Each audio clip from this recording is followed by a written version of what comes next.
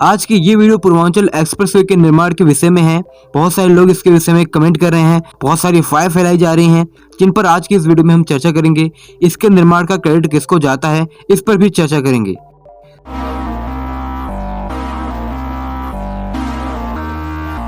तो दोस्तों हम बात करते हैं पूर्वांचल एक्सप्रेसवे की।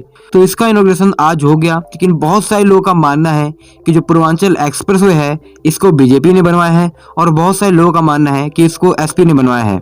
यहाँ पर हम देखेंगे कि असली में इसका क्रेडिट किसे जाता है। तो दोस्तों पूर्वांचल एक्सप्रेसवे एक इंफ्रा प्रोजेक्ट है जो कि 2015 के अंदर एसपी गवर्नमेंट द्वारा अनाउंस किया गया था। वहीं 2015 के अंदर ही इसके डीपीआर के निर्माण को भी शुरू कर दिया गया। इसका नाम समाजवादी पूर्वांचल एक्सप्रेसवे रखा गया। वहीं इसके डीपीआर का निर्माण कार्य 2016 के अंदर शुरू हो गया। इसके अलावा 1500 करोड़ रुपए स्टेट गवर्नमेंट ने एलोकेट भी किए। दिसंबर 2016 के अंदर टेंडर एलोकेट कर दिए। अखिलेश यादव के कार्यकाल में 3 महत्वपूर्ण चीजें यहाँ पर हुई। पहला, उन्होंने इसका अनाउंसमेंट किया। दूसरा, इसका डीपीआर वर्क कंप्लीट हुआ। तीसरा, इसका लैंड एक्विजिशन लगभग 40% हुआ। लेकिन जो सबसे महत्वपूर्ण चीज है वो यहाँ पर लैंड एक्विजिशन है, जिसके आधार पर हम ये कह सकते हैं कि इसका निर्माण कितना हुआ। क्योंकि दोस्तों जितने भी बाकी सारे काम होते हैं, डीपीआर निर्माण, ये सब आसानी से हो जाते हैं। ये काफी कम समय में और आसानी से हो जाते हैं। चूंकि इसकी लेंथ 350 किलोमीटर थी, इसलिए थोड़ा डीपीआर निर्माण में भी समय लग गया। तो यहाँ पर दोस्तों इनके कार्यकाल में ये सारी महत्वपूर्ण चीजें हुई। यहाँ पर अब टाइमलाइन देखते हैं। तो एक्सप्रेसवे का अनाउंसमेंट 2015 के अंदर किया गया। 2 सालों के अंदर इसका 40% भूमि अधिग्रहण प्लस इसका डीपीआर निर्माण कंप्लीट हुआ। अब बात करते हैं योगी सरकार की। तो इनके टाइमलाइन में जो पुराने टेंडर्स एसपी गवर्नमेंट ने एलोकेट किए थे उनको रद्द किया गया। जब तक यहाँ पर 90% भूमि का अधिग्रहण नहीं हुआ तब तक टेंडर इनवाइट नहीं किए गए। तो करीब योगी सरकार के आने के बाद 10 महीनों के अंदर 51% भूमि का अधिग्रहण कर लिया गया। तो यहाँ पर दोस्तों अप्रैल 2018 के अंदर RFQ रिक्वेस्ट फॉर क्वालिफिकेशन निकाला गया और इस आधार पर टेंडर एलोकेट किए गए।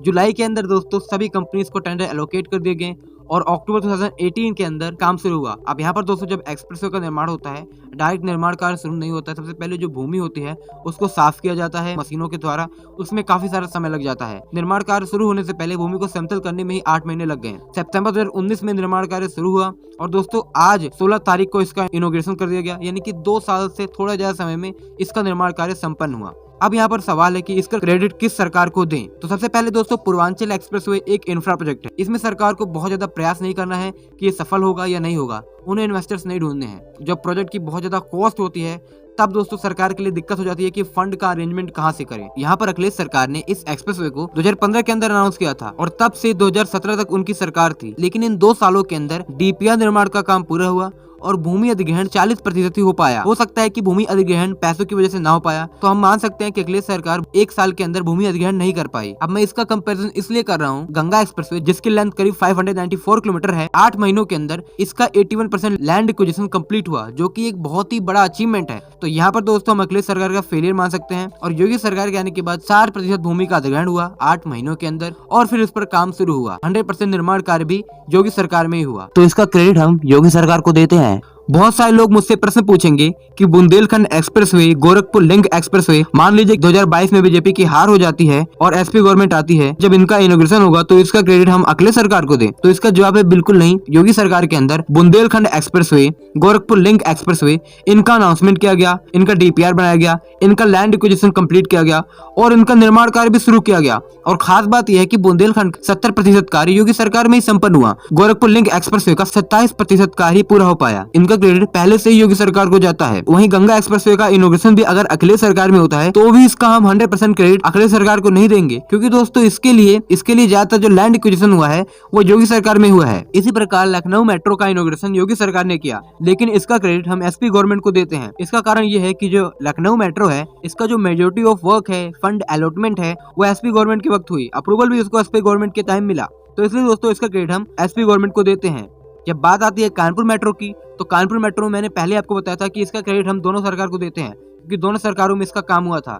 लेकिन कुछ ऐसे प्रोजेक्ट्स होते हैं जिनका जो मेजॉरिटी ऑफ वर्क होता है वो एक पर्टिकुलर सरकार करती है, इसलिए उसका क्रेडिट हम एक सरकार को दे सकते हैं। दोस्तों जैसे कि मैंने आपको बताया कि जो एक्सप्रेसवे प्रोजेक्ट होते हैं उनके लिए किसी की अप्रूवल की जरूरत नहीं होती है, तो वहाँ पर सिर्फ राज्य सरकार की भूमिका होती है। लेकिन जो मेट्रो प्रोजेक्ट्स होते हैं जिनके लिए सेंट्रल गवर्नमेंट के अप्रूवल्स की जरूरत होती है, एयरपोर्ट प्रोजेक्ट्स होते हैं जहाँ पर सरकार की अप्रूवल की जरूरत होती है, वहाँ पर जब राज्य सरकार केंद्र सरकार से अप्रूवल पा जाती है तो वो भी एक बहुत बड़ी अचीवमेंट होती है।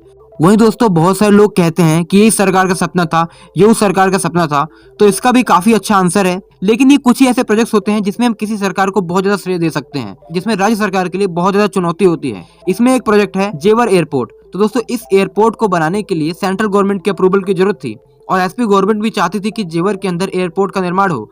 जब वो अप्रूवल के लिए गई तो कांग्रेस गवर्नमेंट ने अप्रूवल को डिनाई कर दिया, ये कह के कि अगर यहाँ पर एयरपोर्ट बनेगा तो जो आईजीआई एयरपोर्ट है उसका रेवेन्यू कम हो जाएगा। बाद में दोस्तों जब बीजेपी गवर्नमेंट दोबारा आई, इस प्रोजेक्ट को रिवाइव किया गया, इस प्रोजेक्ट को यहाँ पर दोबारा गवर्नमेंट ने अप्रूव किया। ये बहुत बड़ी अचीवमेंट है। प्लस योगी गवर्नमेंट ने यहाँ पर फंड भी एलोकेट किया लैंड एक्विजिशन के लिए। बाद में अखिलेश सरकार ये कह दे हमने भी इसका सपना देखा था, उसको तो हम नहीं मान सकते। नोएडा फिल्म सिटी भी एक बड़ी परियोजना है, यहाँ पर योगी सरकार ने इसको अनाउंस तो कर दिया है। इन फ्यूचर ये परियोजना सक्सेसफुल नहीं रही, ये स्टेट गवर्नमेंट का एक फेलियर रहेगा क्योंकि वो इसे सफल करने में असफल रही। और अगर अखिलेश सरकार यहाँ पर इन्वेस्टर लाने में असफल रही तो भी ये फेलियर माना जाएगा अखिलेश सरकार का कि वो नोएडा फिल्म सिटी को सक्सेसफुल नहीं कर पाई।